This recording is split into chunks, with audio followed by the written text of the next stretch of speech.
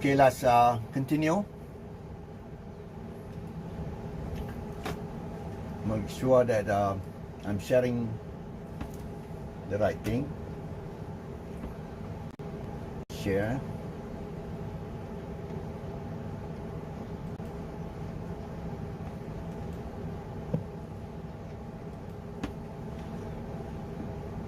Okay, now, can you see the slide indicators of what an open economy?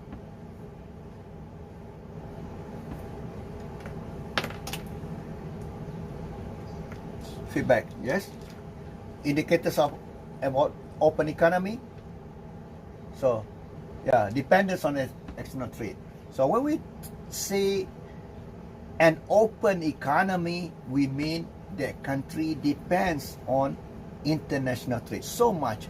The share of total trade, import and export and re-export,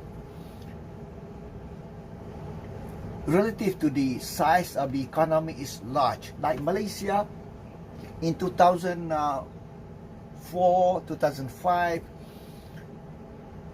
export alone 124% of Malaysia's economy, the ratio. So Malaysia was very dependent on, but now that reduced to 70%. Okay? So dependence on external trade. So the larger of the exports and imports are in GDP, in gross national product, the higher dependency. Yeah, example Malaysia here. Look at this, export only. And look at this, 112%. Imports, 123% of GDP of Malaysia. So Malaysia highly dependent on external sector, which is import and export.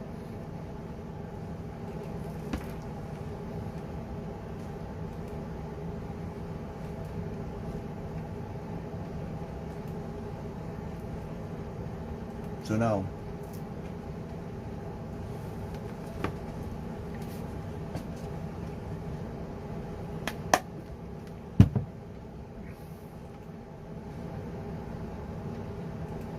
like we're going to study about the history of industrial expansion. So we're still in the context of trying to understand industry. So that began with first industrial revolution in May 1700s. 1776 was the publication, 1776, within this publication of The Wealth of Nations by Adam Smith. The father of economics is Adam Smith. He published a book, The Wealth of Nations, in 1776. So that's within the period of the first industrial revolution. It is based on invention in England. So what is revolution? Revolution is something that happened that bring a big impact. So that's what we call revolution. If something does not bring anything major, that's not revolution. So here is the first revolution that makes production of industrial goods in a more efficient way at a larger scale. But that was based on invention that happened in England. And then second industrial revolution, because right now so famous, the fourth industrial revolution. We talked about that today. So how did that happen? Second industrial revolution is based on innovation. First invention, you invent something and then you do innovation, improvement on those inventions. So that happened in Germany, along the Rhine River, and later with the migrations of people from Europe to USA, and later happened in the United States based on invention. And third industrial revolution, 1913 until mid 80s,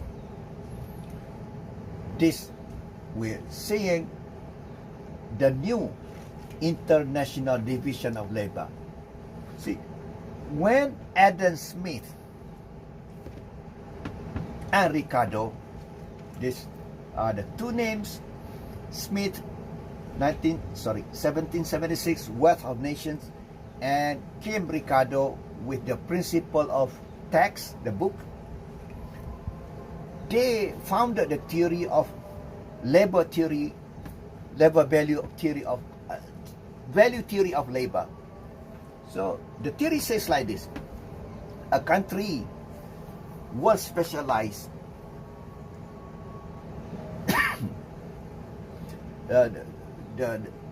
the whole world but will benefit from international trade. The whole world, they give the model of two countries, two products, and one factor, labor only. A model. What is a model? A simplification of reality. Of course, in the reality, in really not only two countries, there's many countries that products, not only two products, one product. But sorry, I had a sweet just now, that's why I'm having throat.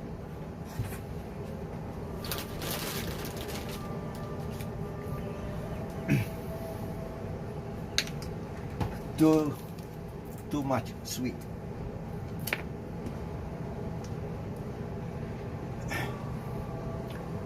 So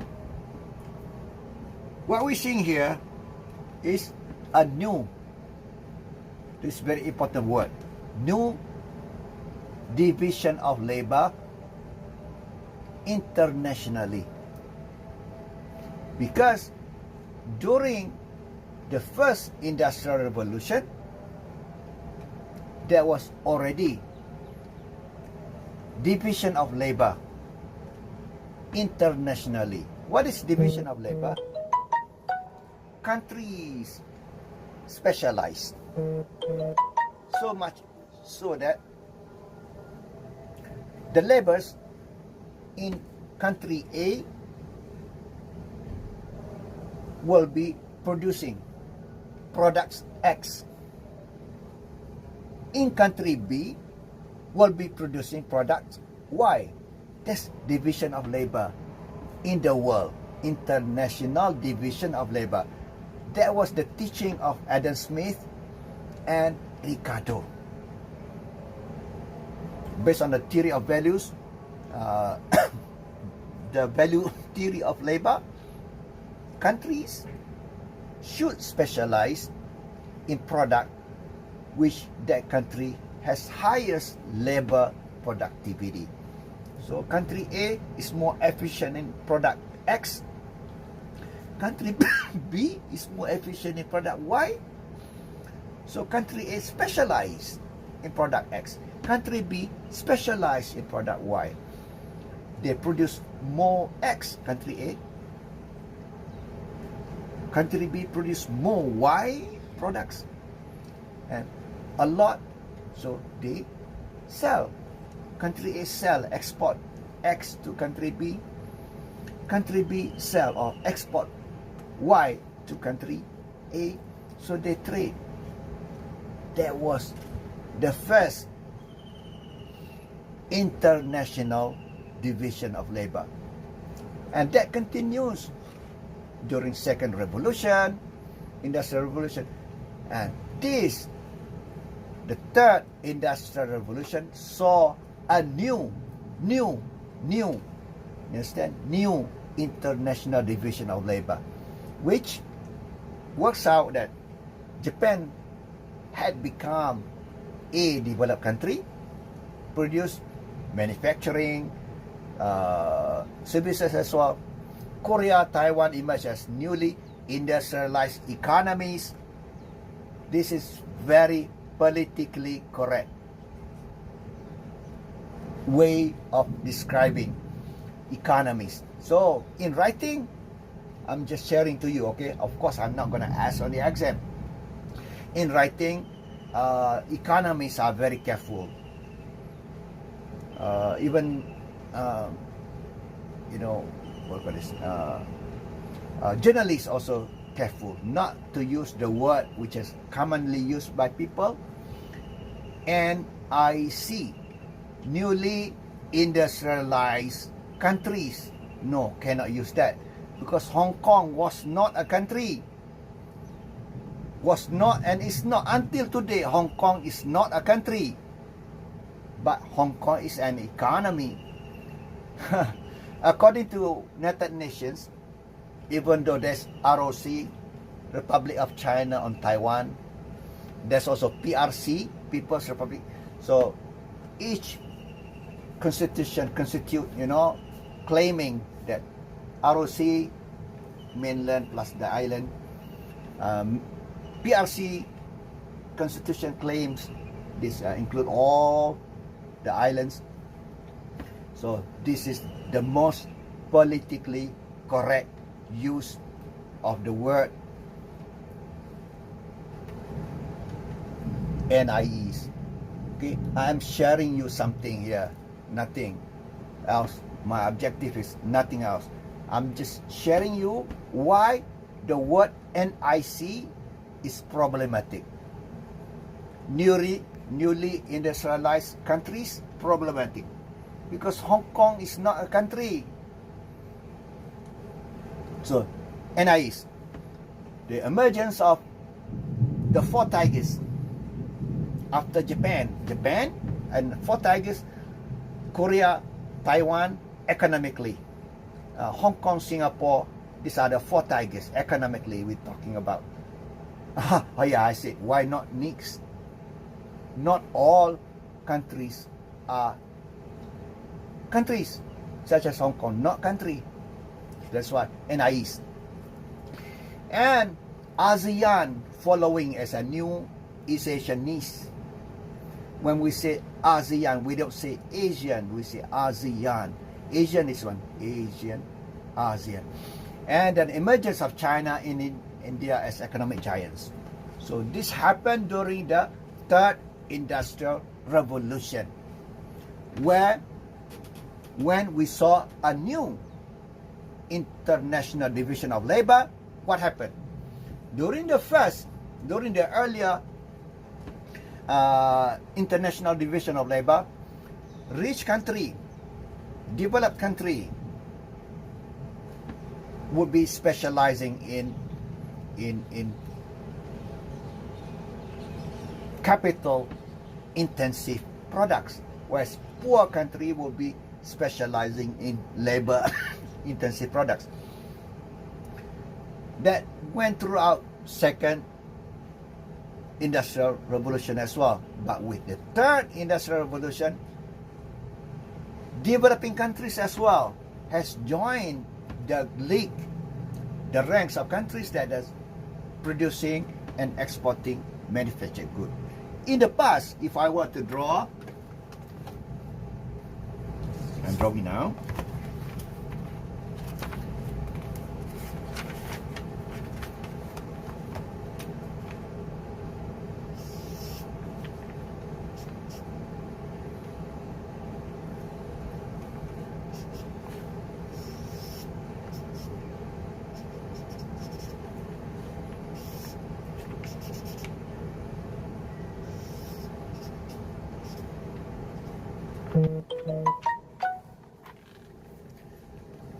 Can you see my drawing? Yes. There was in the past developed country, rich country, developed country, specialized in manufacturing and export manufactured goods to developing poor countries. Whereas poor countries export commodities, you know, rubber, you know, commodities and food. This is international division of labor, meaning that people in rich country work in manufacturing.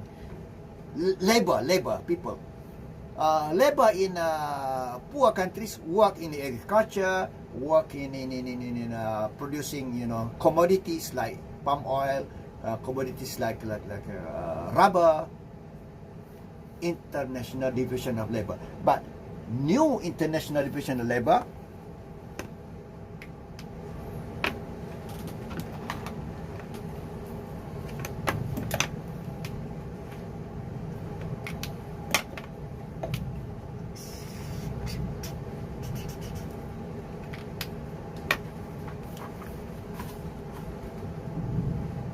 can you see the red color?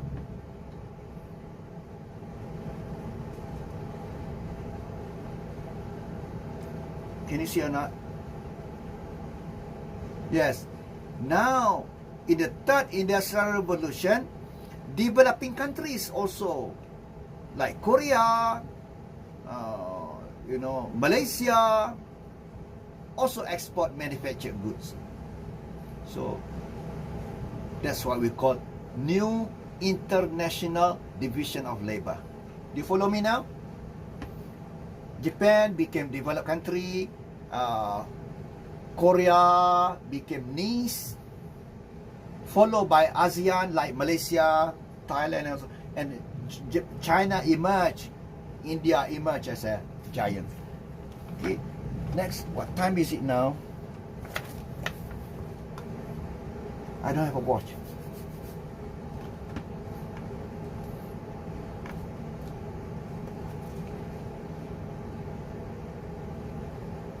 Tell me what time. Really, I cannot see on the screen because of my slide covering the whole thing.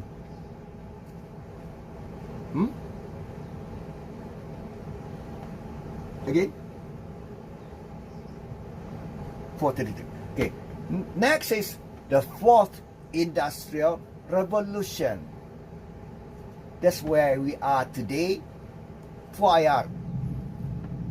So this revolution of digital revolution, ICT, artificial intelligence, IoT, Internet of Things. So it's got to do with ICT, information and communication technology, and knowledge economy, and 4IR, digital economy. Sorry.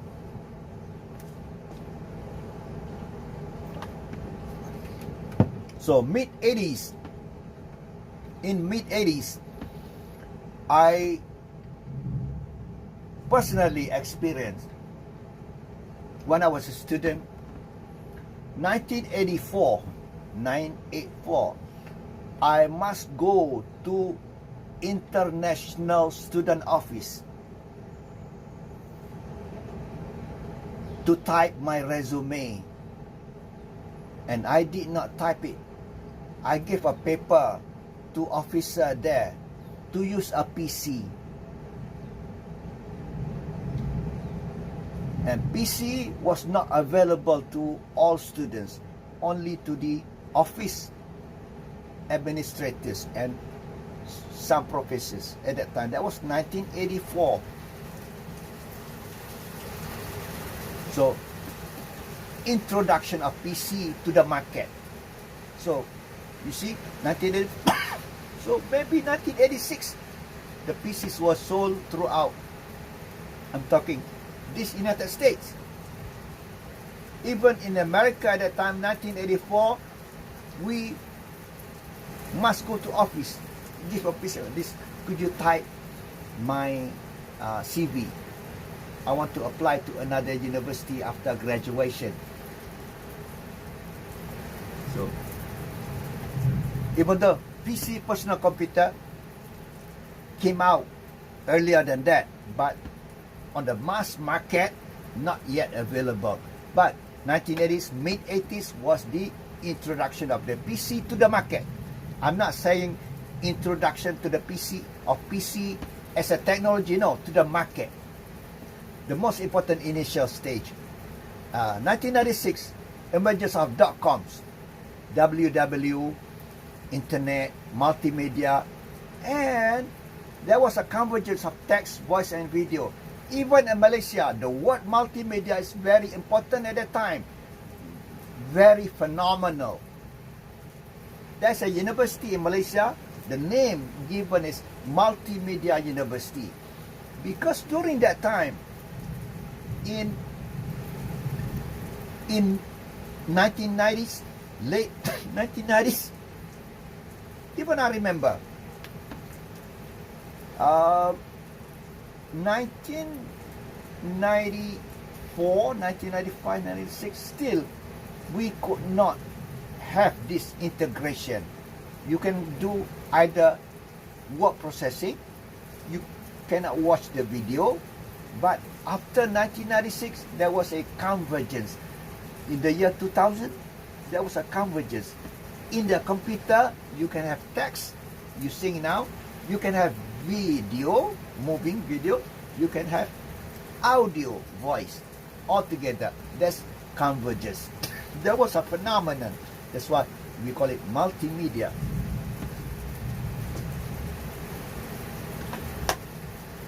This is the history, okay? I'm teaching you. 2007, touch screen smartphone. The most important propulsive stage in mobility. Touch screen. Before that, Nokia was the first generation of phone, mobile phone, but no touch screen, no internet. But this in 2007, not only internet, but also touch screen. So Apple was the one that started, even though there was another company that started the touch screen, but Apple was the one that became big.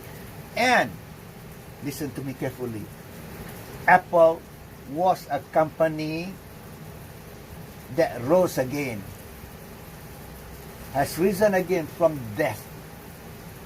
Apple came out from the grave. Apple died, but risen again because of touch screen technology in smartphone. Because Apple, we're gonna study more of that about this, was a competition with Microsoft. Here, the context of network effects that I mentioned to you earlier. The more people use Microsoft computer with Microsoft, the more people use Microsoft, the more people use Microsoft, the more people use Microsoft, and the less people use Apple. But Apple, of course, continues to produce computers, but on small scale for those who are professional, those who are computer wizard only.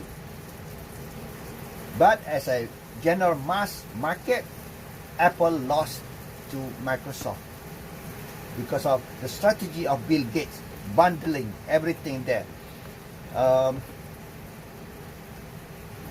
In the past, well, I'll reserve that to another class because we're gonna discuss that during the next class on network effect. So Apple came back from dead, and now Apple is alive because of touch screen technology into the handphone, not into the computer.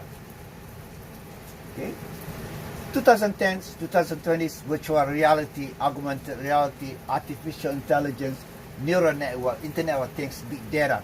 So as a result, borderless world, yes, borderless world in terms of communication, in terms of internet. Now you can, in the past, if you wanna say I love you, you must write a letter to another country. 2 weeks. After 2 weeks, arrive the letter, I love you. But today, you just type on your phone and push the button, I love you, in no time, instantly. So yeah, borderless world, but Is it borderless? World is borderless? No. Globalization does not mean borderless world. Countries will start safeguarding their borders because of too much of globalization can affect negatively the country. So, but it's really borderless? No. Globalization is actually dialectical, action and reaction. So, because of globalization, countries react, to also resistance. So, on the other hand, borders may be strengthened with globalization. On the other hand, so what time is it now? Now, next. This is what happened during all these years of this first, second, third revolution and fourth revolution. What time? Okay, let me.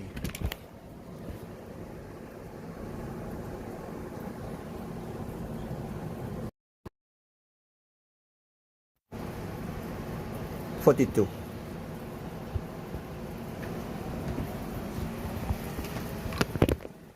Oh, am I?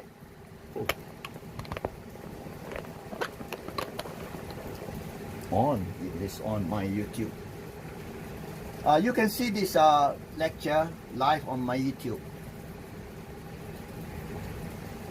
So, the first industrial revolution was based on invention, trial and error that happened in the labs, often basement labs, labs in the basement that happened in England, in the UK. So, who are the key players? Scientists, which is also the owner, scientists and owner.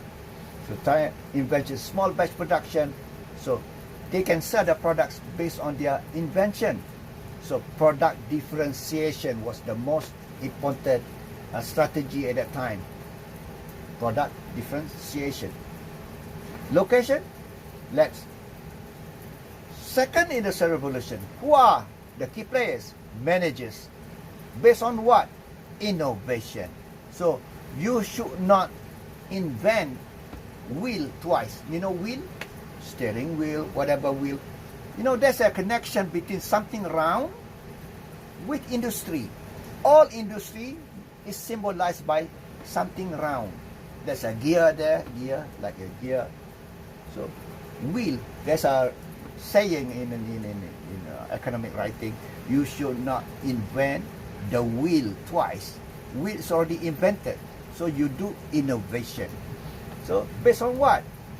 Cost and price plus product differentiation. But cost and price is the most important criteria during the second industrial revolution.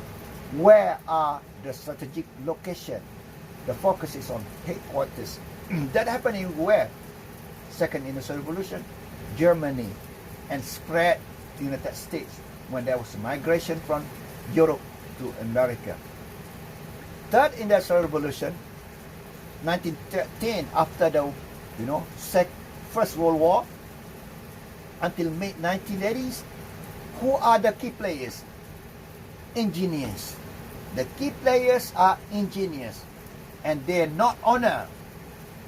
These engineers are not owner of the company. They work for salary. So that's why we call salaried engineers. They are the gatekeepers of foreign technology. What is gatekeepers? Oh, this technology is good. This technology, no. This, okay, we want this technology. So they are doing that job of gatekeepers of technology. Even spying to get, even stealing technologies. Do what? Based on what? Invention, innovation, imitation plus innovation. So they imitate. So reverse engineering. So famous for Japan, reverse engineering, take out and Korea too. Oh, this is the engine. Try, take it out. Oh, these are built like this. Oh, take out first and rebuild again. That's reverse engineering. You understand? Understand what I'm saying? You take out something and assemble that again. That's reverse engineering.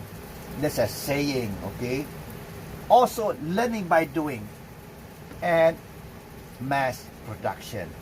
produce a lot. When you produce a lot of quantities, average cost will go down. Previously, small batch, only small amount. But here, third industrial revolution, mass production. Based, competition strategy is based only on price. Whoever can sell a lower price will win. Where is the strategic focus? Shop floor, factory floor. This is the way in English we call it shop floor. Mean at the factory floor, in the factory. It means in the factory, not at headquarters, not in the labs, but in the factory. That is where the strategic location during that time of third industrial revolution happened. Where? Third industrial revolution in Japan and East Asian niche. Japan, in Korea, in Taiwan, and all these niche. Fourth industrial revolution, and I divide that into two, the prelude to the fourth.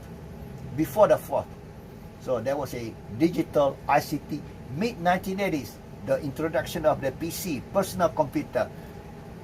You cannot discount the importance of personal computer. Without that, we're not having what we're having now. Because personal computer makes computers personal. Computers before PC was a large, huge, that consumed the whole room of my room here. Who are the programmers turns e-entrepreneur? Based on what? Megatrend innovation, differentiated products and features and services. Strategy, what? Bundling and differentiation of products and services. So when I mentioned about Bill Gates, bundle. You know bundle? In the past. Wait.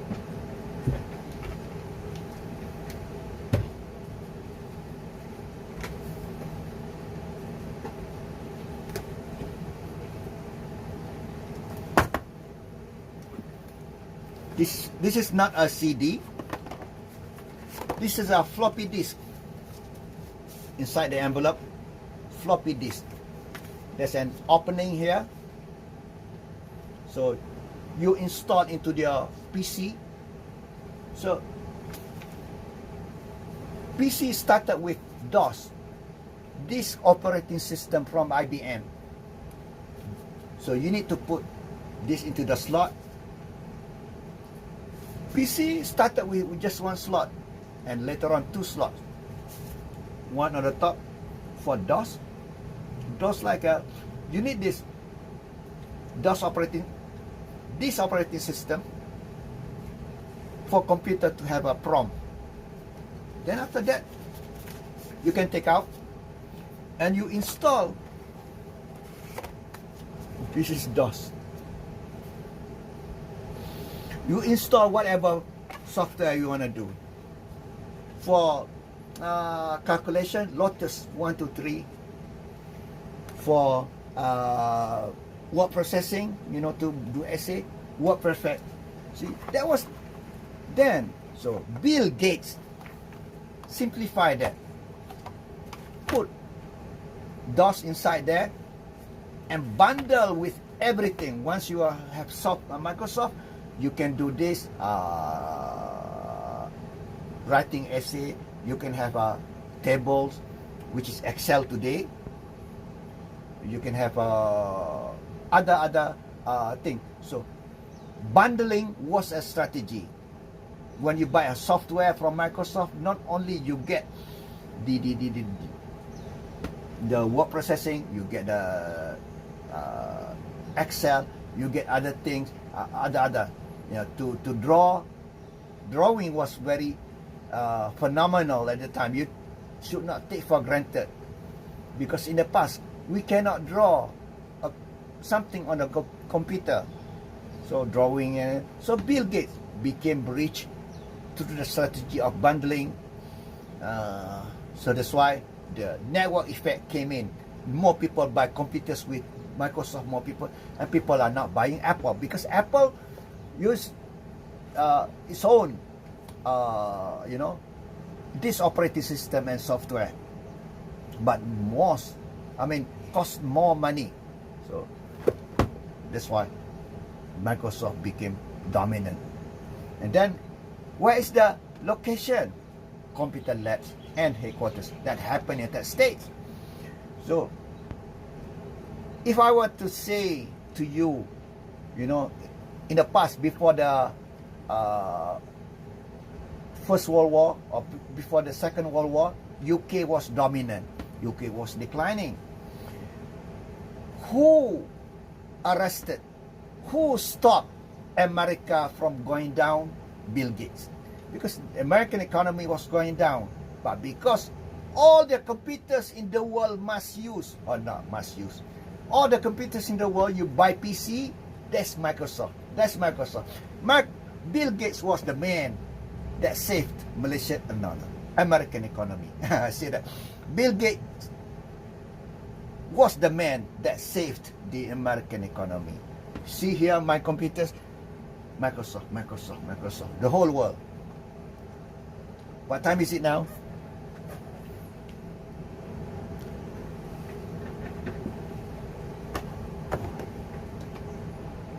What time?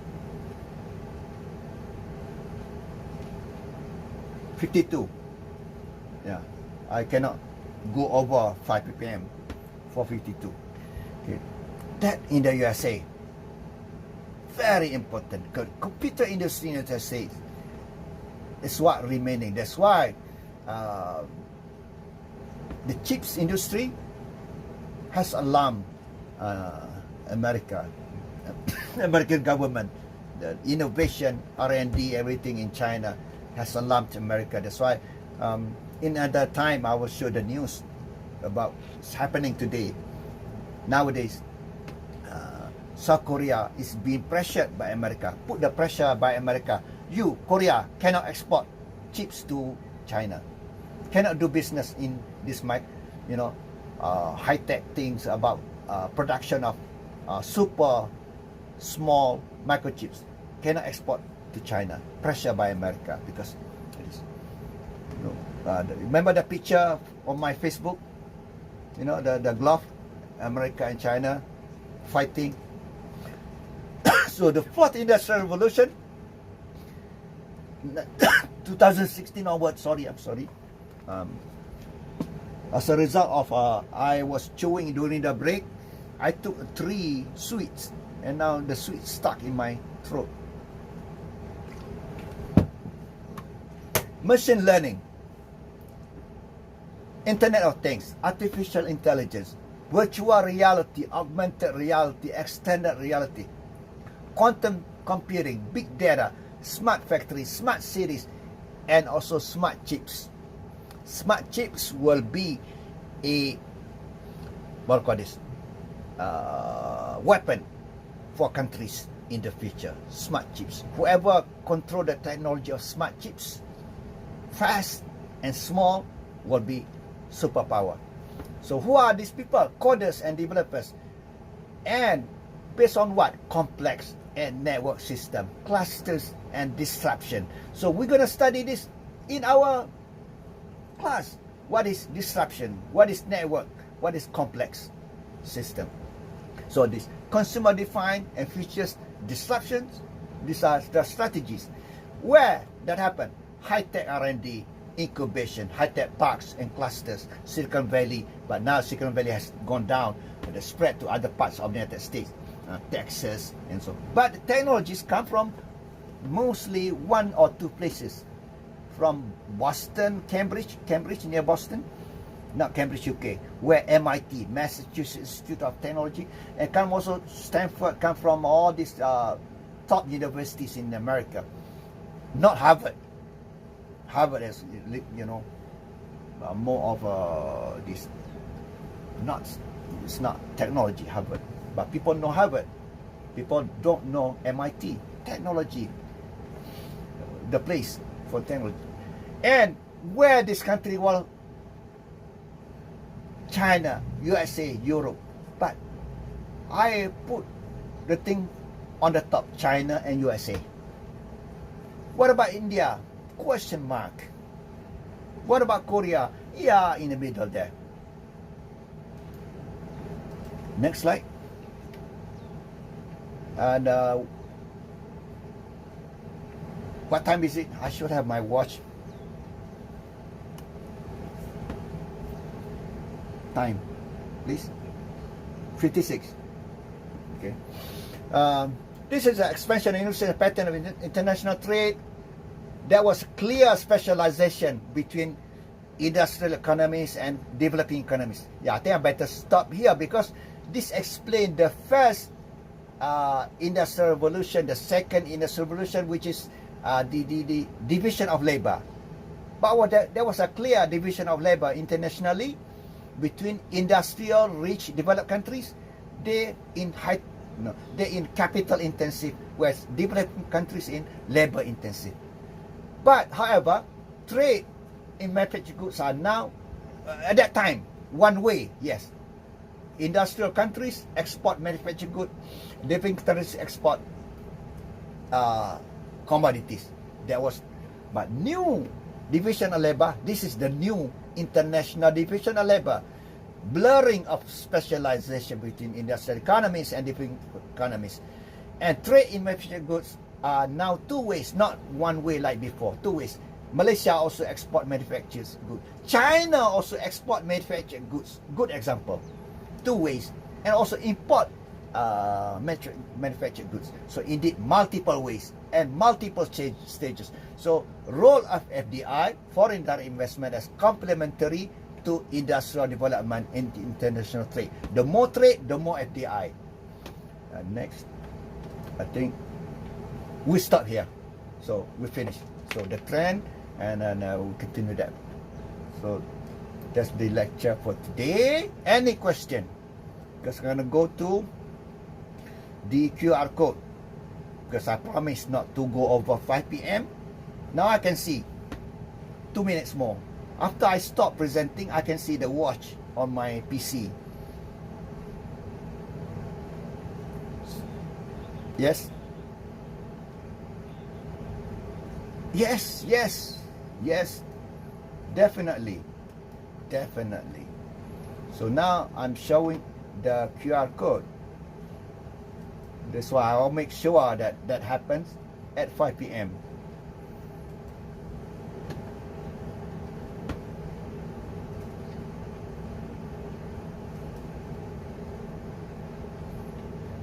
Oh, not this one.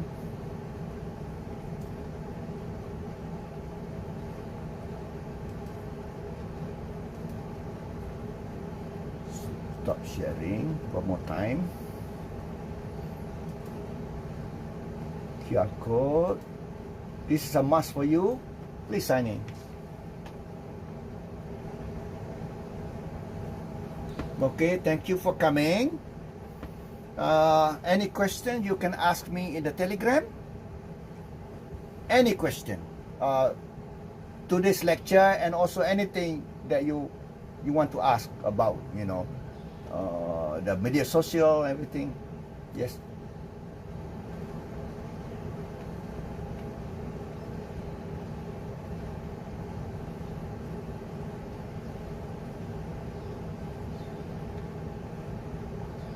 Teams. Who? May I get your name?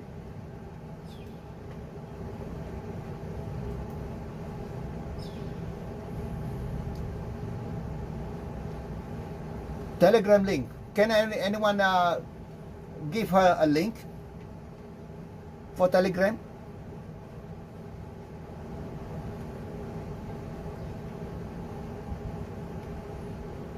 I make effort. Yes, you can follow also. There's the link over there for the Telegram group. But anyway, I will.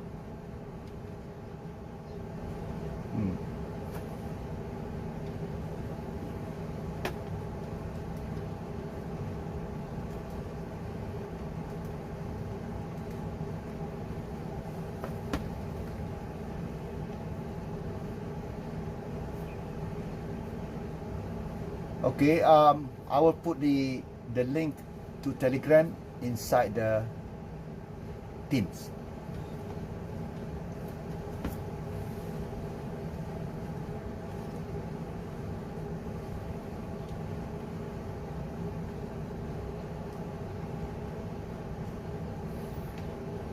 So we have 63 already signed for QR code. We should have 80.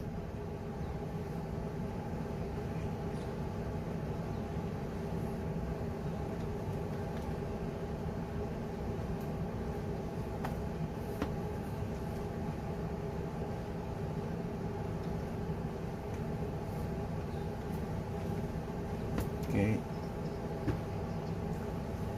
So who is this?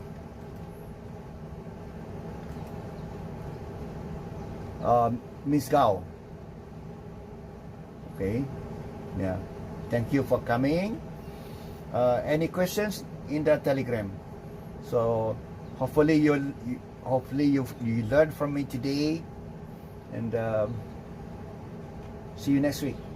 So please sign in. I'm still opening this. I'll wait for you to sign in.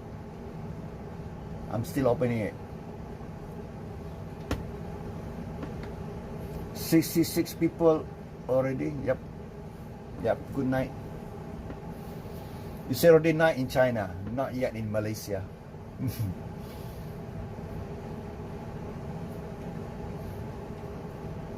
Yep. See you next week.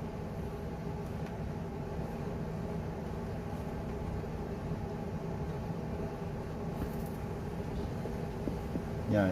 See you.